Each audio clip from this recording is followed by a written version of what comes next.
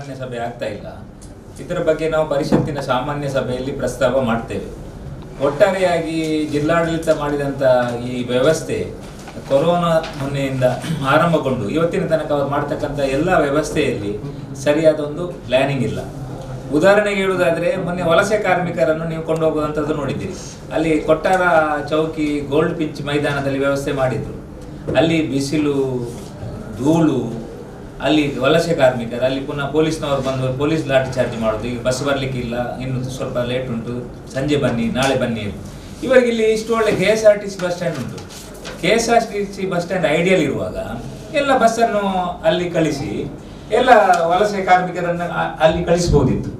ಅದೇ ರೀತಿ ಇವತ್ತು ಕೇಂದ್ರ ಮಾರುಕಟ್ಟೆಯಲ್ಲಿ ಯಾವುದೇ ರೀತಿಯಂತ ಸಮಸ್ಯೆಗಳಿರಲಿಲ್ಲ.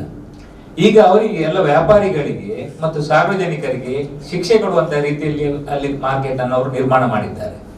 ನಿರ್ಮಾಣ ಮಾಡಿದ್ದು ಅಂದ್ರೆ APMC 28 ವರ್ಷಗಳ ಹಿಂದೆ ಏನು ಅಲ್ಲಿ ಕಟ್ಟಡ ನಿರ್ಮಾಣ ಆಗಿದ್ದವು, ಅಲ್ಲಿ ಈಗ ಒಂದು 10% ಮೂಲಭೂತ ಸೌಕರ್ಯ ಇಲ್ಲ. ಅವರಿಗೆ ವಿದ್ಯುತ್ ಶಕ್ತಿ ಇಲ್ಲ, ನೀರಿನ ವ್ಯವಸ್ಥೆ ಇಲ್ಲ, ಶೌಚಾಲಯವಿಲ್ಲ, ರಸ್ತೆಯ ವ್ಯವಸ್ಥೆ ಇಲ್ಲ.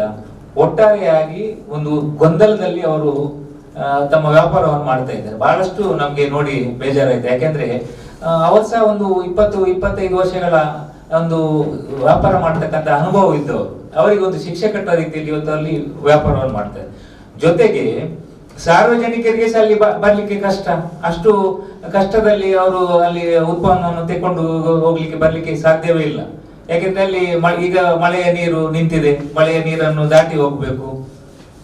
ಬಿಸಿಲಿರುವಾಗ ಬಿಸಿಲು, ಶೆಲ್ಟರ್ ಇಲ್ಲ. ಒಂದು ವ್ಯಾಪಾರಸ್ಥರಿಗೆ ಶೆಲ್ಟರ್ ಇಲ್ಲದೆ ವ್ಯಾಪಾರ ಮಾಡ್ಲಿಕ್ಕೆ ಸಾಧ್ಯವಿಲ್ಲ. ಬಯಲು ಪ್ರದೇಶದಲ್ಲಿ ಅವರೊಂದು 2-3 ದಿನ ತನಕದ ಅವರ ಉತ್ಪನ್ನಗಳನ್ನು ಶೇಖರಣೆ ಮಾಡ್ಲಿಕ್ಕೆ ಅಲ್ಲಿ ವ್ಯವಸ್ಥೆ ಇಲ್ಲದಂತ ರೀತಿಯಲ್ಲಿದ್ರೆ ಅವರು ಯಾವ ರೀತಿಯಲ್ಲಿ ವ್ಯಾಪಾರ ಮಾಡಲಿ?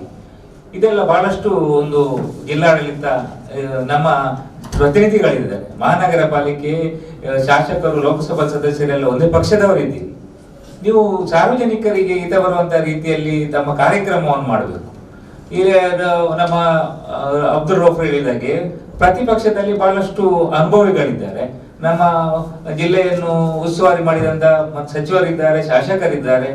ಅವರನ್ನೆಲ್ಲ ಕರೆದೊಂದು ಸಭೆಯನ್ನು ಮಾಡಿ ಪ್ರತಿಪಕ್ಷದವರ ವಿಶ್ವಾಸವನ್ನು ತೆಗೆದುಕೊಂಡು, ಪ್ರತಿಪಕ್ಷದವರ ಸಹ ಅನುಭವ ಉಂಟು, ಅವರ ಅನುಭವವನ್ನು ತೆಗೆದುಕೊಂಡು ಮಾಡಿದ್ರೆ ಯಾವುದೇ ಕೆಲಸ, ನಾವು ಎಲ್ಲ ಕೆಲಸಗಳು ಸರಿಯಾಗಿ ಆಗ್ಬೇಕಂತ ಈ ಉದ್ದೇಶದಿಂದ ಹೇಳುವುದು ಅದು ಅವರಿಗೆ ಬಿಟ್ಟಂತ ವಿಚಾರ. ಮುಂದಿನ ದಿನಗಳಲ್ಲಿ ಅಥವಾ ಏನು ತಪ್ಪಾಗಿದೆ ಅದನ್ನು ಸರಿ ಮಾಡುವ ಸ್ವಂತ ರೀತಿಯಲ್ಲಿ ತಾವು ಮಾಡಬೇಕು. ಇಲ್ಲದ್ರೆ ನಮ್ಮ ಜಿಲ್ಲಾ ಕಾಂಗ್ರೆಸ್ ಪರವಾಗಿ ನಾವು ಇದಕ್ಕೆ ಯಾವ ಕಾರ್ಯಕ್ರಮವನ್ನು ಹಮ್ಮಿಕೊಳ್ಬೇಕು, ಖಂಡಿತವಾಗಿಯೂ ನಾವು ಇದರ ಬಗ್ಗೆ ಕ್ರಮವನ್ನು ಕೈಗೊಳ್ತೇವೆ.